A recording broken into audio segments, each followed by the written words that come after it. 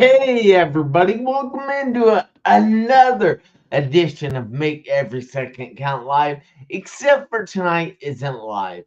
This is a pre-recorded episode because my guest kind of had a flight issue with her, and I'd say flight, not slight, but flight issue with her time that she was scheduled to be on. But I still ask that you guys please keep the comments coming. Tell us your biggest takeaway. We want to have a conversation, not just make a presentation to you. So, whatever you feel like putting in the comments, go for it. Questions, go for it. I don't care. And make sure you're liking, you're giving us all kinds of hearts, thumbs up, frowning faces, cry faces.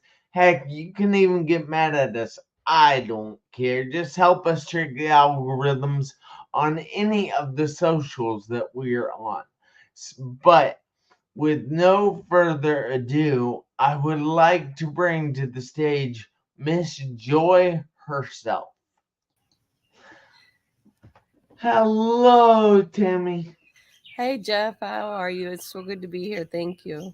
I'm so lucky that you were here. I'm so happy that we could arrange this and get this set up to do it before your flight. I appreciate you. Thank you. Me too. Yes. So if you would like to take a minute here and go ahead and tell everybody who you are, where you're from, and what you do, that would be pretty freaking amazing. All right, my name is Tammy Joy Lane. I grew up in Utah. I was number 5 of 10 kids, and I joined the Army when I was 18. Thank you for your service. You're welcome. I turned 21 in Baghdad, and then I've spent the last 20 years in and out of psych wards, suicide attempts. I'm not that good at it, so I'm still here, which is good. And what I do is I help people stay and just remind them that it's okay to be human. You don't have to be perfect. Just keep getting back up again. Someone once told me I'm the most getting back up person they've ever met. And so that's all we ask is you have appointments with your future self. And so you got to be here. So I now live in Anacortes. I have a kindness business. So we make stickers that say you matter and t-shirts. And it's exciting. So I actually found one of her stickers in, where were we? at the Kansas City? airport, Kansas City or St. Louis? Kansas City, All no, right. St. Well, Louis. I found one of her stickers in the lug or in the thing, the tray that you put your stuff in to go through security. And I'm like, hey, this is from Tammy. I'm taking this with me. And then she was at my freaking gate. I was like, oh my gosh. Yeah. And sometimes I'll just leave stickers behind, and like you never know if they can make someone's day. So Yes. that was awesome. That of all No, the people you that found it. was completely awesome, I have to say. And I'm going to treasure that memory for a long time.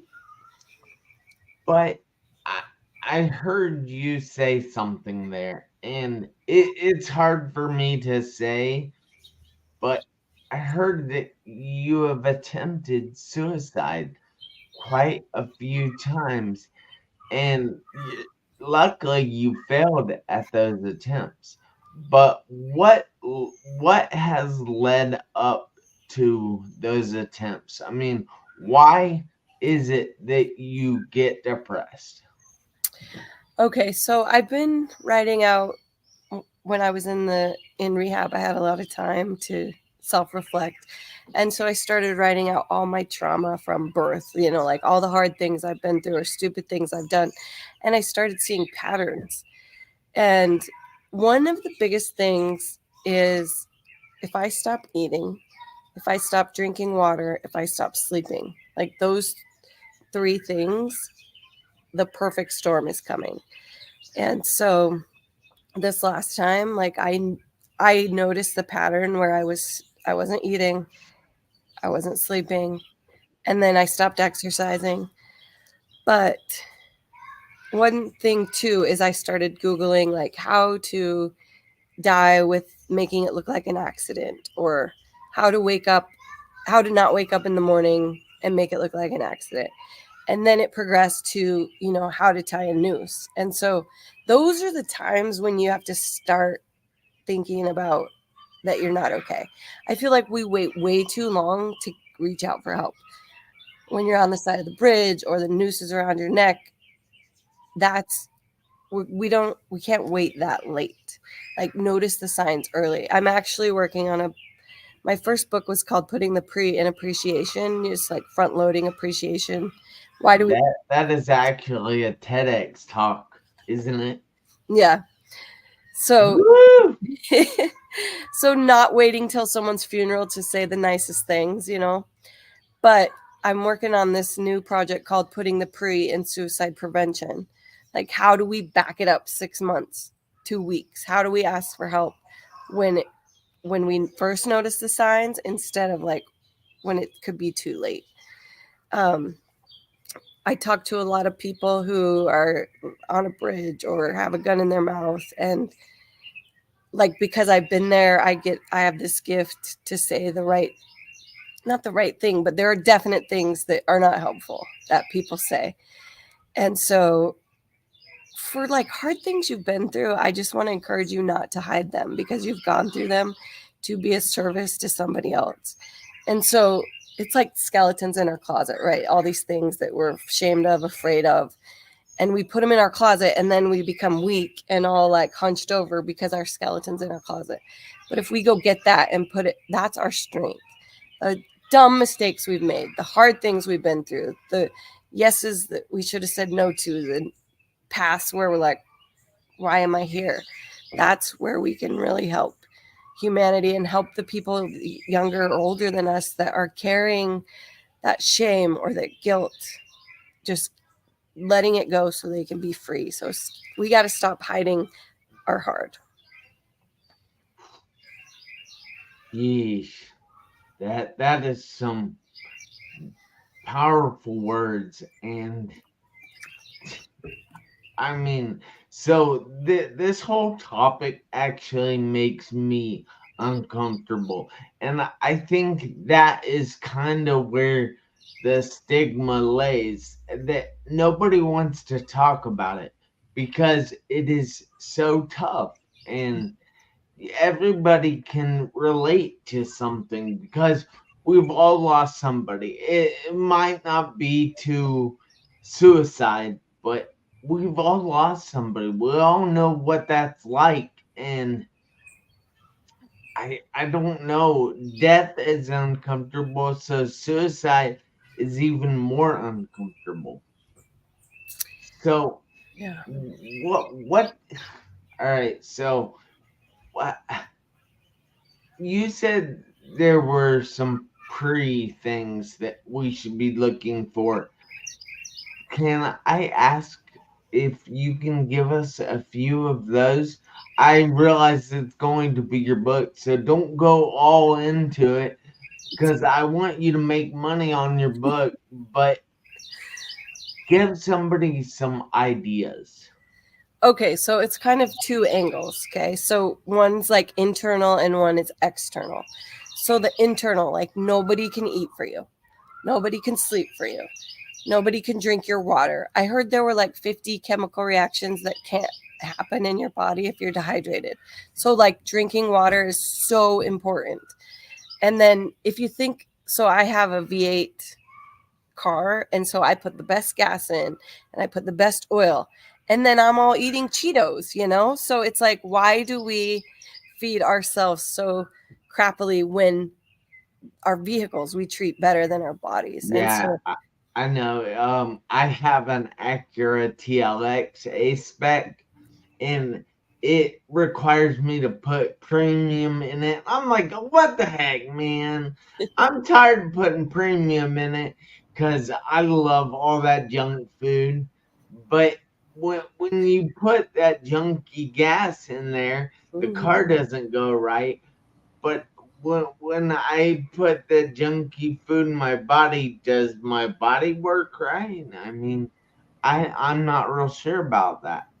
Yeah, and it's also connected. Like, just think about the last fight you had with somebody. Was someone tired? Was somebody hungry? Like with my kid's dad, before we get into it, we're like, okay, has everyone eaten?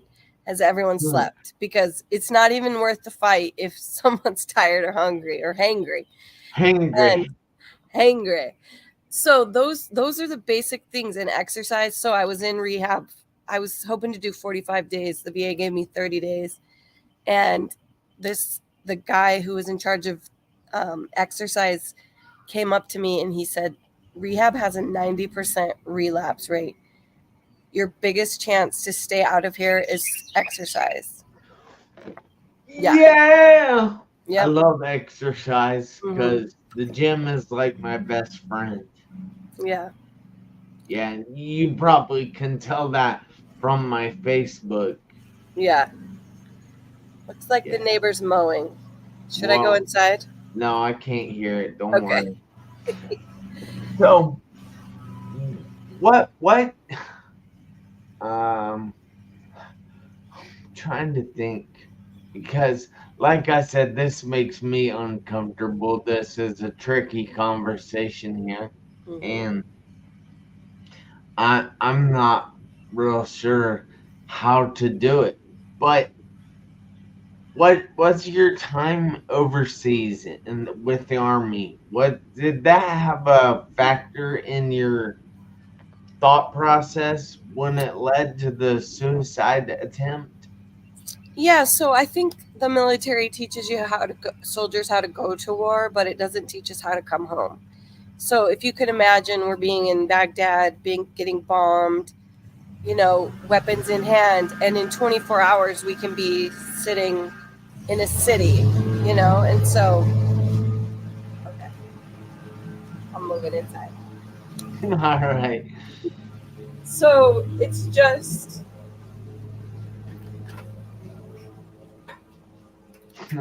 it's just crazy that we haven't, like, so many veterans suffer with this. And the hardest part is you're supposed to be brave and you're supposed to be strong and you're supposed to be like the man, right? Yeah, except for your woman. So, Yeah, the woman. Well, um, I see, I was just I didn't tell anyone I was in the military for a long time because I didn't feel like I did a good job. Like, I joined because my boyfriend joined. Like, I wasn't some saint patriot, and funny thing is we went to basic training together and he didn't make it through, so I kind of got stuck in his dream, so that's what I'm thinking a lot about. Like, really think about the choices you make and why you make them, because you could be, going to war. But whatever, love is crazy anyway. But um when I came home, over there's I have a job and I'm good at it, and then I come home and I'm like, it's boring and I'm not sure where I fit in the world. And so I feel like a lot of soldiers lack contribution. Like, what do I contribute? Like laundry and dishes, there's no satisfaction there.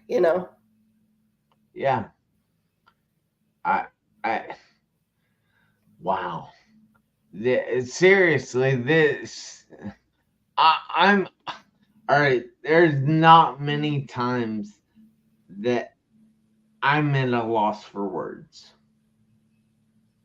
but this whole suicide thing makes me just lose my words. So tough. Yeah. But I know that it's a problem with people in the military, but it's also a problem with people that aren't in the military or weren't in the military. So, why is it that people that aren't or weren't are still affected by things that affect veterans in a lot of cases? Well, see, I went to war but we all have our war. We all have been through some war. And that's why we got to start being real and talking about our things we've overcome, because say you've been through something. Let's see. I'm trying to think. So, okay, I moved into this house and the back door was broken.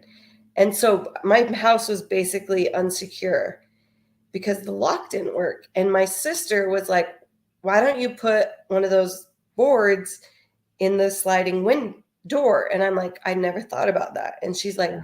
"Well, you've never had a sliding door, so why would you think of that?" And it was this simple thing that because she had had a sliding door in the past, she could help me easily. And like common sense is so not common.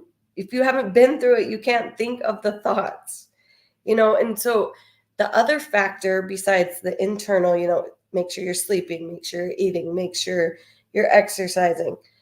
The external side is just treat people nicely. You know, you don't know what they've been through. You don't know what just happened to them. Um, I went to a restaurant and I what I part of that appreciation thing is I tip first. And sometimes it's a $5 bill and sometimes it's a $20 bill, like depending on whatever I have. And it just like resets, because I don't know how they were treated before I got in. I don't know what's happening with their kids.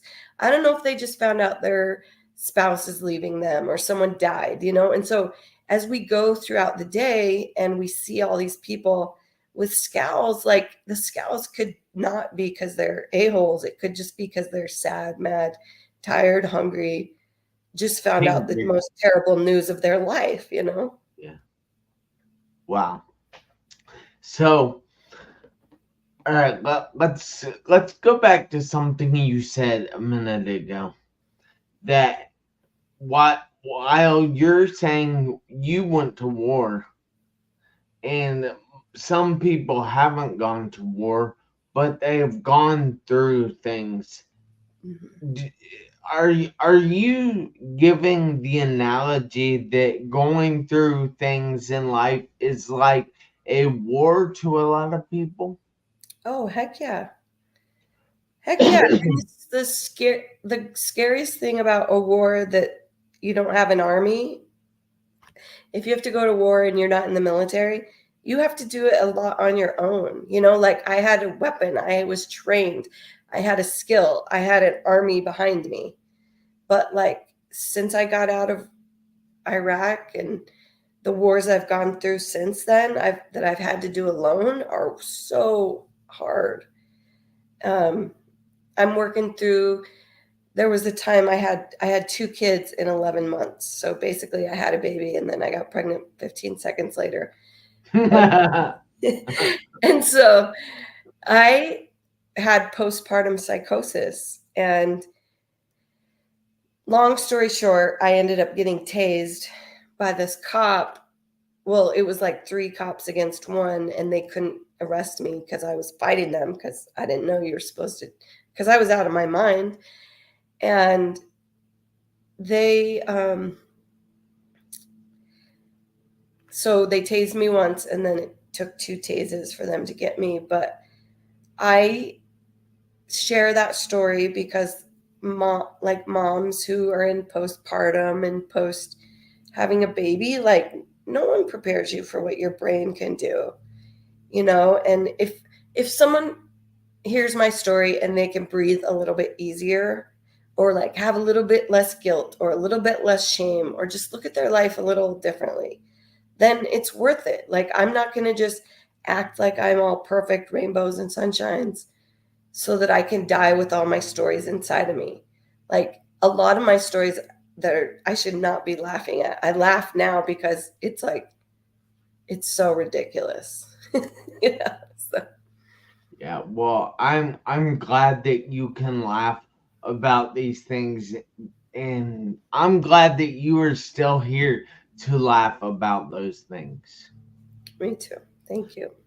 You know, I have a t-shirt that I sent you a message about earlier. I don't know if you actually got that message or not, but I have some new t-shirts in my store on my website, and one says, "You haven't been through anything you haven't lived through."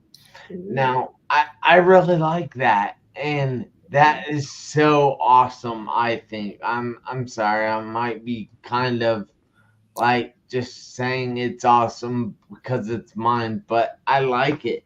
And Mhm. then I have another one that just says, "Merely still here." Mm. Just says still here. And I have that tattooed on my leg because I am still here. I am still here to show other people that they are still here.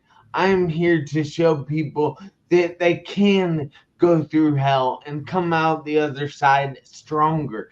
They can go to war and come out the other side stronger. I haven't been to war like Tammy here, but I've been through my own wars. Mhm. They might not be the same as yours, they might be different, but you're still going through a war the same way that I went through a war. Yeah. And I feel like once you realize you don't have to do it alone, it's so much nicer. Like, I think going alone through things is the scariest thing of all. Yeah. I And the hardest one of the hardest things for me was when I got COVID mm, because you couldn't be around anybody. And it was so freaky, and mhm, it's like, well, I'm here. I don't feel good at all, and I'm sick. I can't go out. Can't go visit people. I can call them on the phone, but that's not a lot of fun. I can't get hugs that way, and mhm. it's just like, well, now I have to go get something to drink on my own when I don't feel good. Ugh, that's not good time. Yeah, yeah, for sure. Plus, when you don't feel good, your mind can go crazy. So, yeah, for sure. Yeah. So, can you give a few of the tips out that you learned in rehab to to deal with things? Okay, so one thing that stuck out is secrets make us sick. And so just writing out all my past. Actually, I had two pieces of paper. On one side is like hard things I've been through, dumb things I've done, kind of more where I was the victim of life. And then on the other side, or if I was a jerk, more negative. And then the other side was positive things I've done or accomplishments. And you know what's crazy? I could think of 94 negative, hard, stressful events. I could only think of like 17 good ones. And so I really want to challenge you to dig deep on that positive side. My sister called and I was like, I just can't think of anything good I've done. And she's like, remember that time you carried me from my bed to the bathroom? And I was like, I had forgotten, but she had remembered. And so there's lots of like tiny little things that we do that people remember forever. But because we're rampaged by negativity and trauma and drama. So I would like to challenge one tip is do good and talk about it. Like craziness is being shared and something bad happens and we share it and we comment on it and we keep it going with the algorithms. And then something good happens and we don't even say anything, we just hide it. And so crazy is winning. So if just imagine you saw a post that was like, hey, I was at the doctor's office and I was mad because I was waiting, but instead of being mad, I started texting people I love them and it was awesome. And then now, the next time someone goes to a doctor's office, they cannot get mad. They can get caring about other people. And every situation, if we could just pause and look at it separately and differently, like we can create a world we want to live in because we end up in the same place. You flip someone off on the road and then you're sitting next to them at the stoplight. I was at a grocery store and like we both came to a point at one time and I let her go first. And then I saw her like 5 seconds later on the next aisle. So you can't just blow up things and leave a trail of disaster, because you have to face the people you're cruel to. And if you're nice to them, it's such a better second meeting. So, what's the best way to be nice to somebody? Do you have to go out of your way to be nice, or or So what? So first thing, the best way to be nice is make sure you eat, make sure you sleep, make sure you leave yourself enough time. It's really hard to be nice if you're late, you know? And so all that self-care first is the best way in being nice to other people. But then just noticing people, like you can see in someone's eyes when they're not okay, you know? And just pausing before you react to someone and giving people grace and space to be human. We have to do that more now than ever, because Grace wouldn't and it, grace. like, I never want to be the last person someone thinks of before they take their life, you know? And we got to do better internally and externally. Totally agree with that. I I find it to be. I know you said before when I met you in real life that we have to give ourselves grace, and you just repeated that there. But for all right, so I didn't really understand that at first. Like when I heard you say it, I had to ask you about it. So can you explain that to dense people like myself? So it's just like, it's okay to be human. You don't have to be perfect. Like, I could be worried that I had to move inside during this podcast, or I could just be like, it's life. Like, I can't keep spinning out. It's not giving energy to when things go wrong, just like smiling and being like, okay, now I know what it's like to be human. And when you see other people be human, just smile and be like, I've done that too. Because when we mess up, we want grace. And when others mess up, we want justice. But if you can put yourself in their shoes and see that sometimes I'm the a-hole, you know, I'm not always the nice guy here. You? Yeah. You're not always nice? I got people who hate me, Jeff. Or I cannot even imagine that. So you were talking a little bit about your first book and then a book you were working on. So where can people get a hold of those if they're looking for them? And do you have any contact information you would like to give out? So I'm on my book's on Amazon. If you search Pre and Appreciation, Tammy Joy Lane, and then I'm on Instagram at Kindness Broker. My email is kindnessbroker@gmail.com. And yeah, I'm happy to talk with people, or I'm getting out there speaking more, just like giving people that hope and strength of just like, you can make it through whatever you've been through. So I'm happy to be here, and I'm so grateful that I'm still here, and I'm glad you're here too. I am glad I am here. I'm glad that I could witness you still being here because you're important to me. I treasure you as a friend. Thank you. Me too. I really do. It's so true. But guys out there, including you, Tammy, you have to do me a favor this week, next week, and for the rest of your life. You have to make every second count. You ask why? Because you never know when the seconds will run out on your one life.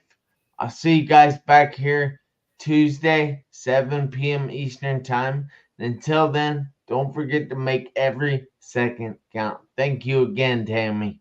Thank you.